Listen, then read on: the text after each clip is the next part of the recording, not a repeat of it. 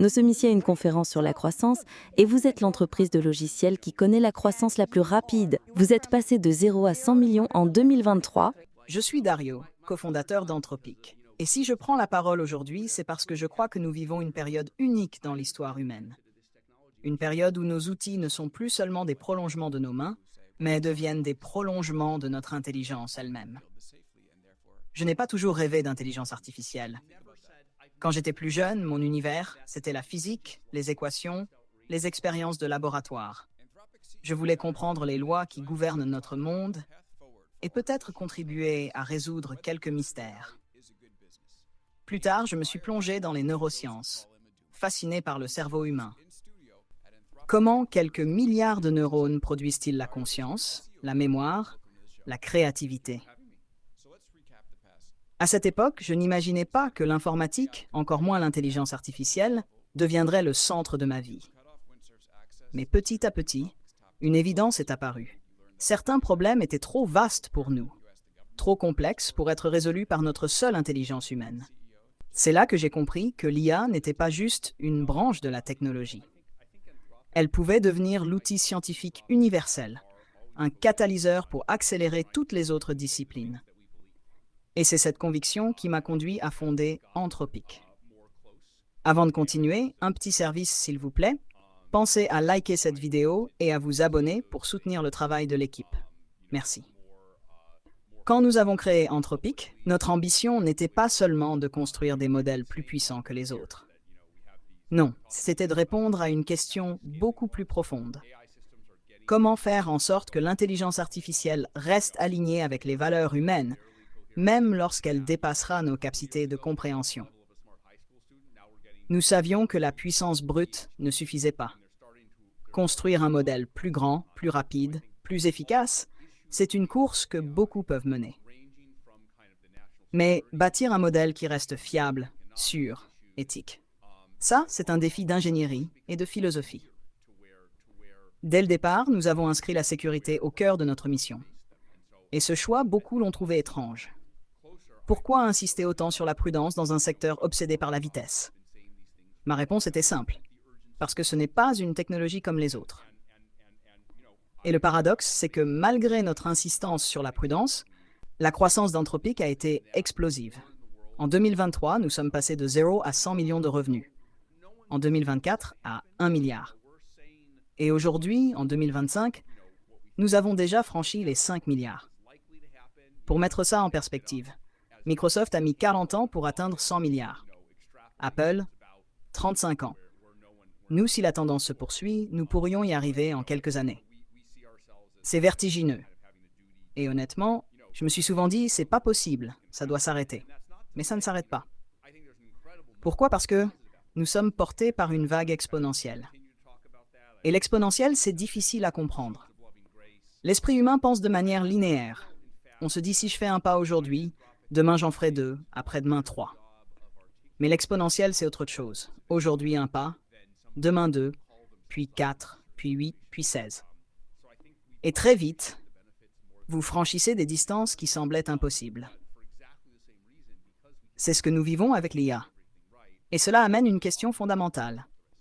Si nos modèles sont déjà comparables à un bon étudiant de première année, que seront-ils dans 2 ou 3 ans si la courbe continue?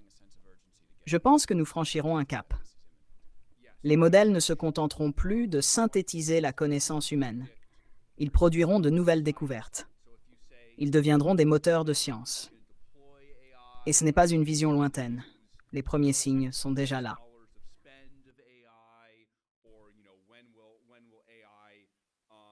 Le premier domaine où nous avons vu un impact massif, c'est le code. Nous avons lancé Claude Code. Et en quelques jours seulement, nos propres ingénieurs l'ont adopté. Pas par obligation, mais par évidence. Résultat, en un an, notre productivité a augmenté de 42%. Imaginez ce que cela signifie. Ce n'est pas juste aller un peu plus vite. C'est réinventer le rythme du travail en ingénierie. Mais le code n'est qu'un début. Dans la médecine, une IA peut analyser des millions de publications scientifiques, repérer des corrélations invisibles, aider à concevoir des traitements personnalisés. Imaginez un futur où chaque médecin dispose d'un assistant capable de comparer instantanément votre cas à l'ensemble des cas connus dans le monde. Dans la finance, une IA peut détecter des risques systémiques avant qu'ils n'explosent, anticiper des crises, protéger des millions de personnes. Dans le droit, elle peut lire en quelques secondes des milliers de pages juridiques, comparer des jurisprudences, proposer des stratégies. Dans le marketing, elle peut personnaliser une relation client non pas à grande échelle, mais à une échelle infinie, où chaque interaction est unique, pensée pour une personne précise. Dans l'industrie, elle peut surveiller, optimiser, inventer. Ce ne sont pas des améliorations incrémentales, ce sont des révolutions. Et si ces transformations sont possibles, c'est parce que nous voyons Anthropic comme plus qu'un simple produit. Chaque grande révolution technologique repose sur une infrastructure. Le mobile avait l'App Store, le cloud avait AWS. Pour l'IA, nous voulons être cette couche fondamentale. Nous fournissons les briques de base. Les startups, les PME, les grandes entreprises construisent par-dessus. Notre rôle n'est pas d'imposer un modèle unique, mais de donner les moyens d'innover. Mais soyons clairs, derrière chaque réussite, il y a des sacrifices que personne ne voit. Les soirées où je n'étais pas avec mes amis, les matins où je me levais alors que tout mon corps criait fatigue, les moments où j'ai dû dire non à des opportunités faciles parce qu'elles ne correspondaient pas à ma vision. La vérité, c'est que tout le monde veut réussir, mais peu de gens sont prêts à payer le prix. Et ce prix, c'est la solitude, la discipline, la patience. Mais croyez-moi, ça vaut le coup. Parce qu'un jour, vous vous réveillez et vous réalisez que vous êtes exactement là où vous avez toujours rêvé d'être. La vraie victoire, c'est pas d'avoir une belle voiture ou une grande maison. La vraie victoire, c'est intérieur. C'est quand tu sais que tu n'as plus peur. Plus peur de l'échec, plus peur du regard des autres, plus peur de recommencer à zéro. Parce que quand tu n'as plus peur, tu es libre. Et c'est cette liberté qui te permet d'atteindre des sommets que tu n'aurais jamais imaginés.